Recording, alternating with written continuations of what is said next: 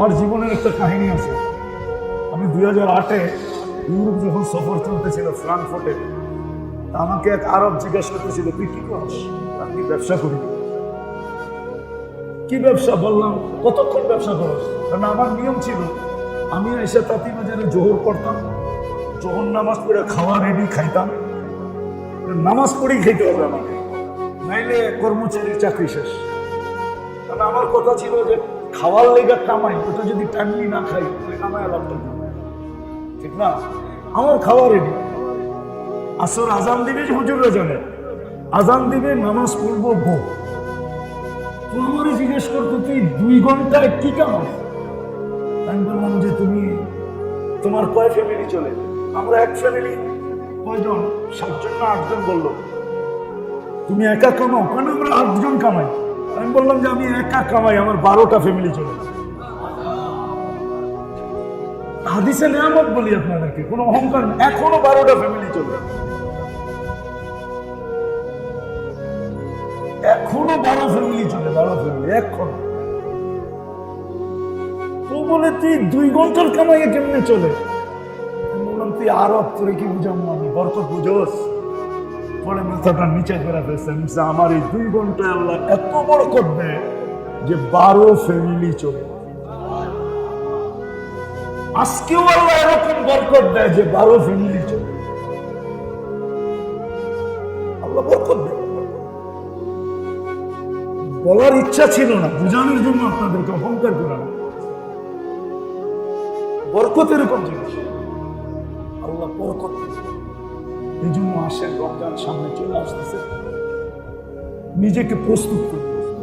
আমি তো বলি, একটা মানুষ যদি চায় যে সারা বৎসরের যত লাইনের বন্দেগী আছে, যত লাইনের সারা বৎসর, ওটা রমজানে আপনি 7 দিনে পুরা করতে পারেন। কয় দিনে? কয় দিনে? 7 কত? কত? বৎসর হয় কয় দিনে? এইখানে হলো 7 আরে 7 দিনে না, 6 দিনে পারেন। 6 কত? বৎসর কত দিনে? 365। 420-এর থেকে 365 বাদ দেন, তারপরে কত থাকে বলেন না? 55 দিন হাতে থেকে যায়, বেশি থাকে, ঠিক না? কোনো একটা মানুষ যদি ইচ্ছা করে যে আমি সারা বৎসরের যত লাইনের ইবাদত আছে ও 6 দিনে কমপ্লিট করতে পারে। কি 6 দিনে কমপ্লিট করতে পারে? 6 দিনে কমপ্লিট করতে পারে। যদিও সবাই মানবো কিনা জানি না, কিন্তু তারপর আমি যুক্তি দিয়ে দেখাইতেছি। আপনি ডেলি 1 পারা কোরআন শরীফ পড়বেন, ঠিক না? আজ 6 দিন করলে প্রতিদিন 70 দিনের সমান, তো 6 দিনে 42, 420 দিনের হইল। 420 দিন ডেলি 1 পারা কোরআন শরীফ পড়া, ঠিক না? কি ডেলি 1 পারার বেশি তো কেউ করতে পারে না, সাধারণ মানুষ। হাফেজ সাবরা, আলেম ওলামারা ইচ্ছা করলে ডেলি 10 পারা 20 পারাও করতে পারে, ঠিক না? সাধারণ মানুষের জন্য সম্ভব না, ঠিক না? আচ্ছা, মনে করেন আপনি ডেলি 1000 বার আল্লাহ আল্লাহ পড়বেন। রমজানে কিন্তু একবার পড়লেই 1000 লেখা হয়। কত? একবার পড়লে 6 দিন পড়লে 420 দিন লেখা হলো, ঠিক না? একবার পড়লেই রমজানে তসবিহাত কি 1000 গুণ লেখা হয়। কত? এরকম দুরূদ শরীফ, এরকম কলেমা, এরকম সুবহানাল্লাহ, এরকম আলহামদুলিল্লাহ, এইভাবে আল্লাহু আকবার, এইভাবে লা ইলাহা ইল্লাল্লাহ, যত তাসবিহাত আছে, যেটা সারা বৎসর আল্লাহ ওয়ালারা পুরা করতে বলে। একজন সাধারণ মানুষ যদি চায় যে আমি সারা বৎসরেরটা এক রমজানে পুরা করলে তো কোনো কথা নাই, যদি ইচ্ছা করে তাহলে এই হিসাবে দেখতে দেখা যায় 6 দিনও পুরা করা যায়। 6 দিনও পুরা করা যায়। কেউ যদি চায় যে আমি সারা বছর আল্লাহর রাস্তায় লেখাইতে চাই, ঠিক না? একটা তো তরতিব আছে যে প্রতি মাসে 3 দিন লাগাইলে 30 দিন লেখা হবে, একটা তরতিব তো আছে, ঠিক না? আরেকটা হলো রমজানে যদি 6 দিন লাগায় তাহলে 420 দিন লেখা হবে না? একদিন 70 দিন, 6 দিন 420 দিন, আরো 55 দিন বৎসরের থেকে বেশি থাকবে। থাকবে কি থাকবে না? একটা হলো একবারে উচ্চ লেভেলে করা, কি ভাই বাংলাদেশে ঢাকা শহরে কত খাওয়াই তো পাওয়া যায়, ঠিক না? কিন্তু সবার জন্য কি সব আইটেম কিনা খাওয়া সম্ভব? পিজা কিন্তু একটা উয়ারিতে পিজা হাউসও পাওয়া যায়, ঠিক না? আবার পিজা কিন্তু আপনাকে ইসলামপুরে ওই সামনে গেলে পাটুয়াটলিও পাওয়া যায়, ঠিক না? সত্য? কোন পিজা একটার দাম 1500-2000 টাকাও, ঠিক না? কি আরেকটার দাম 120 টাকাও, ঠিক না? আপনার যদি মন চায় তা আপনি তো পিজার স্বাদ ওই 120 টাকা দিয়ে পূরণ করতে পারেন, ঠিক না?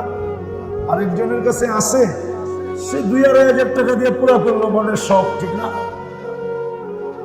আমরা যারা ব্যস্ত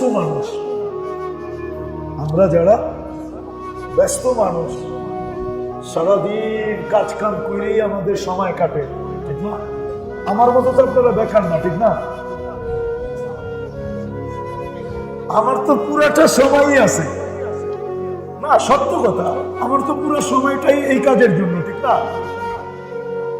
আমারটা ভিন্ন, হুজুরদেরটা ভিন্ন, ইমাম সাহেবেরটা ভিন্ন, ওনার তো পুরোটা সময় ইমামতির জন্য, ঠিক না? কিন্তু সাধারণ মানুষের তো পুরোটা সময় এটার জন্য না, ঠিক না? এখন সে পুরা করবে কিভাবে? একজন তো হলো যে 30 দিন কইরা পুরা করলো, আরেকজন বললো ভাই আমি তো 30 দিন পারবো না। 30 দিন পারবো না, সে কিন্তু আমার যুক্তিতে আসতে পারে যে আমি কমসে কম 6 দিন কইরা তো পুরা করতে পারি। এই জন্য আমি এই কথাটা বলা যে আমি ইচ্ছে করলে তো 6 দিনে পুরা করতে পারি, ওনার কাছে সুযোগ আছে। উনি সারা মাস, আলহামদুলিল্লাহ আছে, আমাদের এখানে অনেক লোক আছে, অনেক আলেম ওলামা আছে, অনেক সাধারণ লোক আছে যারা রমজান মাস পুরাটাই ইবাদতে দেয়া যায়, আছে। ইচ্ছা করলে আমরাও পারি, সিস্টেম হয়ে গেছে আর কি, সিস্টেম হয়ে গেছে। জানি না রাগ হয়ে যাবেন কিনা, আজকে বিক্রেতাও হায় হায় করে, ক্রেতাও হায় হায় করে, ঠিক না? কি আপনাদের থেকে নিয়ে যারা ব্যবসা করে ওরাও তো কি করে, হায় হায়, ঠিক না? আর আপনারাও বেঁচে কি কোন কারণ কি জানেন? বাজার ইসলাম মতে নাই। আব্দুর রহমান ইবনে আউফ রাদিয়াল্লাহু তাআলা আনহুকে জিজ্ঞাসা করছিলেন যে আপনি এত ধনী হলেন কি করে? একটা জবাব তো আছে যে আল্লাহ রসুলের দোয়া, আল্লাহ রসুল সাল্লাল্লাহু আলাইহি ওয়াসাল্লাম দোয়া। আর ওনার আম্মা তো আল্লাহ রসুল সাল্লাল্লাহু আলাইহি ওয়াসাল্লামের ভাই ছিলেন, ভাই। ওনার আম্মার হাতের উপর দিয়ে আল্লাহ রসুল সাল্লাল্লাহু আলাইহি ওয়াসাল্লাম দুনিয়াতে আসছেন। আব্দুর রহমান ইবনে আউফ রাদিয়াল্লাহু তাআলা ওর আম্মার নাম ছিল শেফা। তো প্রথম বরকতটা তো মার হাতে লাগছে, আর ওটা তো ছেলের গায়ে লাগছেই লাগছে। আরেকটা ওনার উসুল ছিল, উসুল। উনি বলেন যে উসুলের কারণে আল্লাহ আমাকে এত ধন দিয়েছেন বরকতের সাথে সাথে। সেটা হলো কি, ওনার 4টা উসুল ছিল। ঠিক, কোনদিন উনি বাকি কিনতেন না, বাকি বিক্রিও করতেন, বাকি বিক্রিও করতেন, বেচতেন না বাকি। কিন্তু আমাদের বাজারের উসুলই হলো বাকি কিনবো বাকি বেচবো, ঠিক না? এটাই তো আপনাদের উসুল। তারপরে যে কিছু বাড়িঘর করছেন, খায়ালে ভালো আছেন, শুকরিয়া আদায় করেন। 100% বিঘা যাওয়ার কথা ছিল। বাকি কিনা বেচা এরকম, বাকি কিনা বেচা যদি আপনি কিনা থাকেন তাহলে আপনিও আপনাকে ওইখানে নিয়ে গেলেন। যেমন আল্লাহ রাসূল সাল্লাল্লাহু আলাইহি ওয়াসাল্লাম কোনোদিন কারো কাছে যদি কেউ পাইতো করজদার, আর জানাজা পড়াইতেন না। জানাজা আসলে জিজ্ঞেস করতেন এর কাছে কেউ পাবে না তো। যদি প্রমাণিত হতো যে কেউ পাবে না, তাহলে জানাজা পড়াইত। আর যদি কেউ পায় জানতেন, তাহলে বলতেন কেউ দায়িত্ব নিবা যে তুমি এর ঋণটা পরিশোধ করবে। ঋণী ব্যক্তির জানাজা আল্লাহ রাসূল কোনদিন পড়াইতেন না, জীবনে পড়ান না, দায়িত্ব নেওয়া ব্যতীত।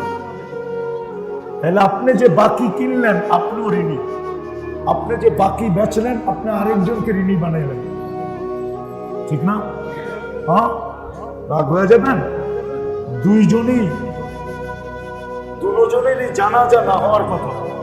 আল্লাহ রসুল যদি থাকতেন তাহলে বলতেন আমি জানাজা পড়াবো।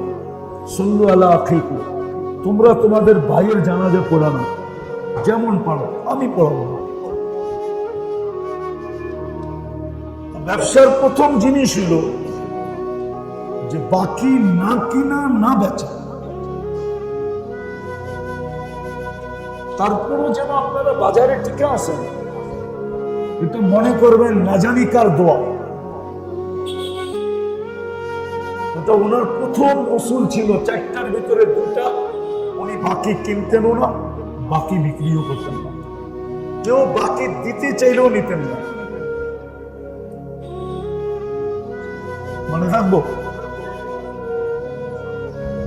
দ্বিতীয়, উনি কোনোদিন মাল জমা করতেন না। মাল আসছে, সামান্য যদি লাভ হয় তো বিক্রি করে ফেলতেন। মাল কখনো জমা করতেন না, স্টক করতেন না। চতুর্থ, মালের কোয়ালিটি কখনো লুকাইতেন না। যেমন আমি জানি আমার মালের কোয়ালিটি তেমন ভালো না, কিন্তু আমি বাজারে কি বইলা বেচি। আল্লাহ রসুল বলছে, আল্লাহ রসুল প্রতিদিন জোহরের পরে বাজারে যেতেন, জোহর নামাজ পড়া বাজারে চক্কর দিতেন, আর এই এলান করতেন মান গস্সা ফালাইসা মিন্না, যে বেচা কিনিতে ধোঁকা দিবে সে আমার উম্মতের অন্তর্ভুক্ত না। আমি কিয়ামতের দিন আমার এই কথা আমি বলবো না যে আমার উম্মত, আমি বলবো না। আমি কিয়ামতের দিন বলবো না যে আমার উম্মত। বোঝা গেল আপনাকে সুপারিশ করবেন না করলে কোথায় যাবেন? কোথায় যাবেন বলেন? মনে উঠলো এই জন্য বললাম। আব্দুর রহমান ইবনে আউফ রাদিয়াল্লাহু তাআলা এর 4টা উসুল ছিল। উনি উধার কিনতেন না, বাকিতে কিনতেন না, বাকিতে বিক্রি করতেন না, মাল জমা করতেন না, সামান্য লাভ বিক্রি করে দিতেন। চতুর্থ ছিল মালের কোয়ালিটি কখনো লুকাইতেন না, মালের কোয়ালিটি কখনো লুকাইতেন না। ওনাকে আল্লাহ এত বরকত দিছে, মরার সময় উনি 47 লক্ষ কোটি টাকা রেখে গেছে। কি কত লক্ষ কোটি? কেন আপনাকে ইসলাম করেছে, এর চেয়ে ধনী ধনী লোক আছে না? নাই, একজন নাই। কি আরে বুঝছেন নাকি 47 লক্ষ কোটি বোঝায়? এবার বাংলাদেশের বাজেট হচ্ছে 7 লক্ষ কোটি টাকা। আপনাকে ইসলাম করে আসছে, ধনী ধনী লোক আছে না? না নাই, আগে আসছিল, হ্যাঁ ছিল, বুঝছেন না? 47 লক্ষ কোটি টাকা।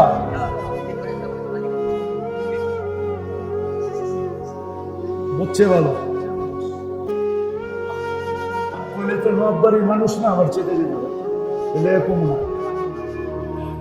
বাংলাদেশের বাজেট হয়েছে এই বছর 7 লক্ষ কোটি টাকা, আর ওনার কাছে ছিল 47 লক্ষ কোটি টাকা। পাকিস্তান আমল থেকে এই পর্যন্ত যত কোম্পানি দাঁড়াইছে সব বিক্রি করলো সমান হবে না।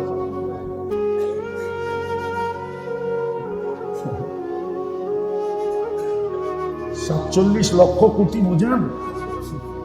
1 কোটি 2 কোটি না, 47,000 কোটি টাকা না, 47 লক্ষ কোটি টাকা ওনার কাছে ক্যাশ ছিল। বাকি কি বাদ 40,000 ছাগল ছিল, কত 4,000 আরবি ঘোড়া ছিল, কত আরবি ঘোড়া ছিলেন। আরবি ঘোড়া হলো যেটা ঘন্টায় 70 কিলোমিটার বেগে দৌড়াইতে পারে। বর্তমানে দাম হবে এক একটার কত, $5 থেকে $6 মিলিয়ন এক একটার দাম। 4,000 ঘোড়া ছিলেন, 40,000 বকরি ছিলেন, বাকিটি ভুলে গেছে। উঠ ছিল কয় হাজার, এগুলো মিলাইলে আবার সমান পরিমাণে হবে। আল্লাহ ওনাকে ব্যবসায়ী ইসলামের কারণে বরকত দিয়েছে।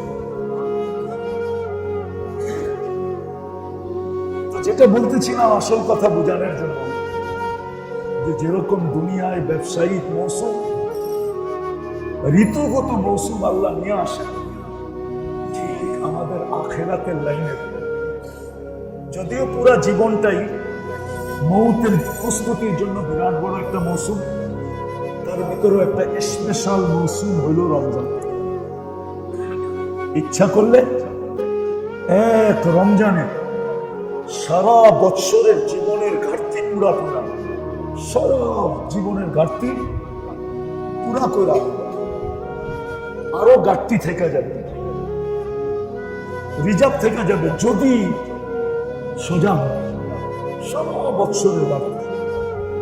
এই জন্য আমি একটা কথা ভাবি যে আসলে এই উম্মত যদি ঘাটতি নিয়ে কিয়ামতের দিন ওঠে, তাহলে ওর অবস্থাটা কিন্তু হাদিস কোরআনে যে কঠোরতা বলছে, ওই কঠোরতা বিবেকে বুঝে আসে যে এটা কঠোরই হওয়ার কথা, কঠিন থেকে কঠিন হওয়ার কথা। কেননা এই সুযোগটা তো কোনো উম্মতকে আল্লাহ দেন না। অতি 6 লক্ষ উম্মতের ভিতর থেকে কাউকে দেন না। এক রমজানের পুরা জীবনের ঘাটতি পুরা করতে চাইলেও করা সম্ভব, করা। তারপরও যদি সে ঘাটতি নিয়ে উঠলো, ফরজের ঘাটতি, নফলের ঘাটতি, তসবিহাতের ঘাটতি, তেলাওয়াতের ঘাটতি, এটা নিয়ে যদি সে উঠলো,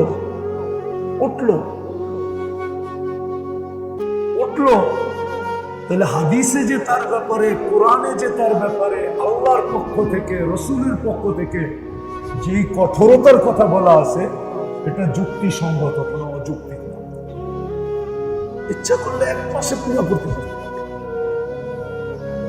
আপনি বলবেন আমি কোরআন পড়তে পারি না, এটারও তো সিস্টেম আছে। আপনি পড়তে পারেন না, শুনতে তো পারেন। হ্যাঁ, শুনতে পারেন না, পারেন।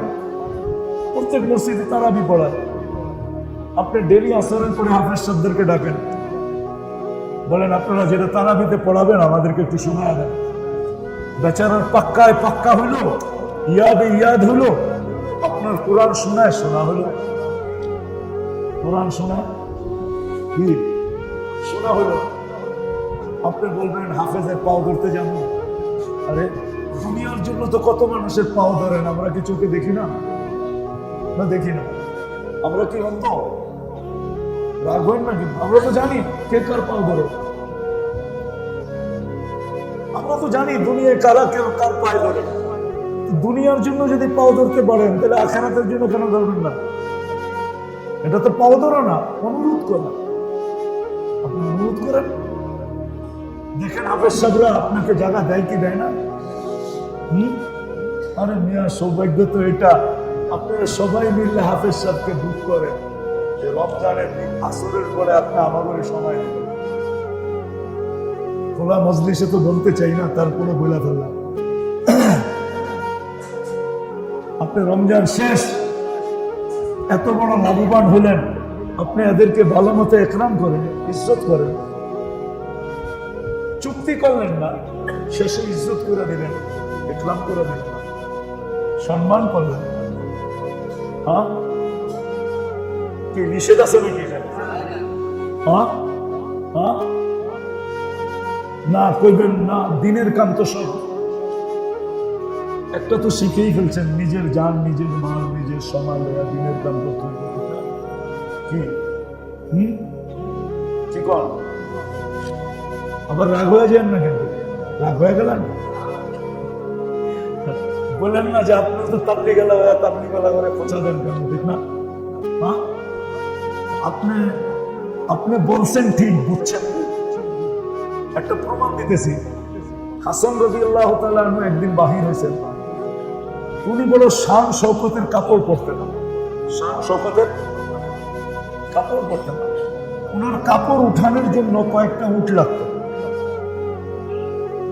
উনি বড় একদিন এক ইহুদি এসে বলতেছে যে তোমার নানা একটা হাদিস বলছিল যে দুনিয়া বলে মুসলমানের জন্য জেলখানা স্বরূপ আর আমাদের জন্য জান্নাত স্বরূপ, কিন্তু আপনার জীবনটা তো দেখলে মনে হয় যে আপনার জীবনটা দুনিয়াতে জান্নাত স্বরূপ, আর আমার অবস্থাটা দেখেন, দেখলে মনে হয় যে আমি জেলখানায় আছি। হাসান রাদিয়াল্লাহু তাআলা বলতেছিল যে আমার নানা সত্য বলছে, তুমি ভুল বুঝছো। আমার নানা সত্য বলছে, তুমি ভুল করছো। দুযোগে তোমার যা মিলবে ওই তুলনায় আজকে তুমি জান্নাতেই আছো, মন মতো চলতে পারো, যা খুশি তা করতে পারো। জান্নাতে আমার যা মিলবে ওই তুলনায় আমি ওই জেলখানায় আছি। জান্নাতে আমার যা মিলবে ওই তুলনায় আমি কি আছি? জেলখানা। আবার রাগ হয়ে যায় না, কিন্তু আমাদের সাথী ভাইরা অনেক সময় বলে এটা, ও বলে ঠিক বুঝছে ভুল, ও বলে ঠিক বুঝছে ভুল বুঝছে, ও ঠিক বলে না ভুল বুঝছে। যা হোক, যেটা বুঝাইতেছিলাম রমজান সামনে চলে আসতেছে, এখন থেকেই কিন্তু নিজেকে সজাগ করতে হবে। যত লাইনে জান্নাত কিনা যায় রমজানে, ওই সমস্ত লাইনগুলো এখন থেকেই চিহ্নিত করতে হবে। এক গোট পানির ঠিকা নিয়া, এক ঘুট পানির ঠিকা নিয়া, ঘুট বোঝেন তো, এটাকে কি বলে বাংলায়? এক চুমুক পানির ঠিকা নিয়া, এটা দিয়েও জান্নাত কিনা যায়। এটার থেকে নিয়া উচ্চ লেভেল যতটুকু পর্যন্ত যাওয়া যায় সমর্থ অনুযায়ী যতটুকু যাওয়া যায়, এক মুসলমানের উচিত সবগুলাকে এই রমজানে কাজে লাগানো। বললাম না যে শুধু সারা জীবনের রিকভারি যদি আমি করতে চাই, বা কমি খামি যা হয়ে গেছে এটাকে যদি পূর্ণ করতে চাই, তাহলে 100-তে 100 সুযোগ রয়ে গেছে রমজানের। কিন্তু এটার জন্য সজাগ হইতে হবে। এখন থেকে আলেম ওলামাদের কাছে থেকে চিহ্নিত করে লিস্টে নিয়ে নিতে হবে, হুজুর আমি কি কি জিনিস দ্বারা এই রমজানে আমার অতীত জিন্দগির পুরো জিনিসটাকে পূর্ণ করতে পারি। কমি কোথায় যে রয়ে গেছে, আমার যেটা লস মনে করি এটাকে যে আমি রিকভারি করতে চাই, ঘাটতি পূরণ করতে চাই, এটা এখন থেকে সজাগ হওয়া উচিত। এবং শুধু নিজে না, ঘরের প্রত্যেকটা ব্যক্তিকে এটার উপরে উদ্বুদ্ধ করা চাই, এবং ঘরের ভিতরে একটা পরিবেশ তৈরি করা চাই। ঘরের ভিতরে যে প্রত্যেক ব্যক্তি ঘরের ভিতরে যেন প্রতিযোগিতা করে, প্রতিযোগিতা। কারণ হাদিসে এটাও আছে, আল্লাহ রমজান মাসে ইবাদতের প্রতিযোগিতাকে যতটুকু সদয় দৃষ্টিতে দেখেন, রহমতের দৃষ্টিতে দেখেন, কাছে নিয়ে দেখেন, এতটুকু অন্য কোনো মাসে দেখেন না। রমজানে আল্লাহ প্রতিযোগিতা দেখতে থাকেন, শুধু দেখতে থাকেন না, ফেরেশতাদের সামনে নিয়ে আবার গৌরব করতে থাকেন যে দেখো এরা জান্নাত পাওয়ার জন্য কেমন প্রতিযোগিতা করতেছে। এই জন্য ঘরের ভিতরে একটা প্রতিযোগিতামূলক পরিবেশ। যেমন একটা উদাহরণ দিই আপনাদেরকে, সময় তো কম, তারপরও দিয়ে দিই, আবার অনেকদিন করে দেখা হবে। 24 তারিখ উঠার হয়ে যাবে 12-13 তারিখ। বুদ্ধিমান হলে বাচ্চাদের উপরে আপনি পুরস্কার ঘোষণা করেন যে বেটা ছেলে পেলেদেরকে বলেন রমজানে যদি তুমি এত খতম করতে পারলে তাহলে তোমার জন্য এই পুরস্কার, এত তসবিহাত পড়তে পারলে এই পুরস্কার, এতবার কলেমা পড়তে পারলে এই পুরস্কার। আপনি ওকে কাগজ দিয়ে পুরস্কার দিবেন, আল্লাহ আপনাকে জান্নাতে জান্নাতি উপটুকুন দিয়ে পুরস্কার দেবেন। কি আপনারটার দাম বেশি না আল্লাহটার দাম বেশি? আপনি পুরস্কার রাখেন, পুরস্কার রাখেন। যতবার দুরূদ পড়তে পারলে তোমাকে এই পুরস্কার ঘরের ভিতরে। হ্যাঁ, আপনার স্ত্রীর জন্য রাখেন যে তুমি রমজান মাসে এইগুলা করতে পারলে তোমার জন্য এই গিফট, এই পুরস্কার রাখেন। দেখবেন মোহাম্মত বেড়ে যাবো, সারা বছর তাবিজ লাগবে না। হ্যাঁ, আমি আপনাকে উত্তম তাবিজ দিতেছি, সারা বছর আর আপনার তাবিজ লাগবে না। মনে হয় বোঝেন না? আর মোহাম্মতের জন্য তাবিজ লাগবে না, বরং এতটুকু মোহাম্মতে সারা বছর চলবে। আবার রমজানের আগে দেখবেন উছলায়া বাড়বে। উছলায়া বোঝেন? উছলায়া বোঝেন? উছলায়া মনে হয় বোঝেন না। জমিন ফাললে পানি উছলায়া ওঠে। রোজার আগে দেখবেন আবার ভালোবাসা উছলায়া বেড়ে গেছে। এবার নিজেই বলবে এইবার করলে কি দিবা। এদের জন্য রাখে। যেমন রমজানে যে কর্মচারীর উপরে কাজকে হালকা করে দেয়, 8 ঘন্টার ডিউটিকে 6 ঘন্টা করে দেয়, আল্লাহ রাসূলের ওয়াদা আল্লাহ একে জান্নাত লিখে দিবে। আপনারা তো ভাবেন বোনাস দিন 12 ঘন্টা খাটবো না কেন, সিজন তো একটাই, ঠিক না? কি আপনি কি জান্নাত লিখে লইলেন? আপনি তো ভাবতেছেন রমজানে তো বোনাস দিব, ঠিক না? সারা বছর তো 8 ঘন্টা করে, রমজানে 12 ঘন্টা করবো, অসুবিধা কি? ঠিক না? বোনাস ঠিক না? আপনি কি কমাইলেন না বাড়াইলেন? হ্যাঁ, কি আপনি কি তার কমাইলেন না বাড়াইলেন? বাড়াইলেন, ডাবল করে দিলেন, ঠিক না? সে তো রমজানে সহমতিমূলক 6 ঘন্টা পাওয়ার কথা ছিল, আপনি সেবা নিতেছেন 12 ঘন্টা, তাহলে 6 ঘন্টা 6 ঘন্টা 12 না, আপনি ডাবল করলেন, ঠিক না? ওটার জন্য আপনি কি নির্ধারণ করলেন? বোনাস দিব, ঠিক না? যাক, রাগ হয়ে যায়, মরার পরে দেখবেন কি দিচ্ছেন, বোনাস দিচ্ছেন না কি দিচ্ছেন, তো মরার পরে বুঝবেন। আমার উপরে রাগ হলে হতে পারেন, আপনি মরার পরে বুঝবেন আপনি বোনাস দিচ্ছেন না কি দিচ্ছেন। অথচ আপনি রমজানে জান্নাত বরকত সব নিয়ে নিতে পারবেন, জান্নাত বরকত সবকিছু নিয়ে নিতে পারবেন। রাগ হয়ে যাবেন তো বললে, আমার হাতেও সময় নেই, আমার আরেকটা প্রোগ্রামে যেতে হবে। এটা কোনো লাইফ, জীবন। পুরো রমজানে একদিন ফ্যামিলির লোকে ইফতার করতে পারেন না, এই কামাই দিয়ে কি করবেন? রাগ হয়ে গেলেন? একদিনে তো ফ্যামিলির লোকে ইফতার করতে পারেন না, এই কামাই দিয়ে কি করবেন? এই টাকা দিয়ে কি করবেন? এই বাড়ি গাড়ি সম্পত্তি দিয়ে কি করবেন? বলেন কি করবেন? কি মনে হয় অনেক ব্যবসায়ী রাগ হয়ে গেলেন, ঠিক না? আরে মিয়া, বিবি বাল বাচ্চার সাথে ইফতারি করা এটাও একটা ইসলামের অংশ। এদের দিল জয়ী হয়, ওরা দেখেন না 2-3 দিন, একদিন বাচ্চা কাচ্চা মুখ ভাঙেই বলে ফেলবে, বাবা তুমি এত বছর আমাদের সাথে ইফতারি করো না, এইবার কার ওয়াজ শুনে ইফতারি করতে জিজ্ঞাসা করে বলবে, জানো না বাবা, ডেলি আমরা ইফতারি করতাম, আমাদের মন কেমন ভাঙা থাকতো, তুমি আজকে ইফতারি করতেছো, আমাদের মনটা ভরে গেছে। ফ্যামিলির সাথে ইফতারি করার মজাই দিন। বলেন ব্যবসা করেন যত বছর ধরে, অত বছর কয়েকদিন ফ্যামিলির লোকে ইফতার করছেন? বলবেন শেষে 2-1 দিন তো করি। আরে ওই 2-1 দিন করেন, যেই 2-1 দিন বাজারে কোনো জিনিসই বিক্রি হয় না। 27 রোজার পরে তো সব মার্কেটের কোনো বাইরে ইফতারির স্টলই খুলে না। আপনি যেই সময় ইফতারির স্টল খোলে, প্রথম রোজার দিক দিয়ে প্রথম 20 দিন যেরকম পাওয়া যায় পুরান টাউনে, বড় লোকের বেটায় খায় এটা সেটা, 27 তারিখের পরে তো এগুলো সব বন্ধ হয়ে যায়, ঠিক না? তাহলে আপনি কি ইফতার করেন বাসায় বসে? ওটা কি ইফতার নাকি? রাগ হয়ে গেলেন? রাগ হয় না, পায়ে হাত রাখেন, এটা আল্লাহ রাসূলের শিক্ষা। এত বেশি কেন কামাইতে হবে? বললাম না, কামাই তো বরকত নেই। আব্দুর রহমান ইবনে আউফ রাদিয়াল্লাহু তাআলা আনহু উসুলের উপরে চলে আসবেন, অল্প কামাইবেন, দেখবেন বরকতেই বরকত, বরকতেই বরকত। বরকতে। আমার জীবনের একটা কাহিনী আছে। আমি 2008-এ ইউরোপ যখন সফর চলতেছিল ফ্রাঙ্কফুর্টে, আমাকে এক আরব জিজ্ঞাসা করতেছিল, তুই কি করস? আমি কি ব্যবসা করি।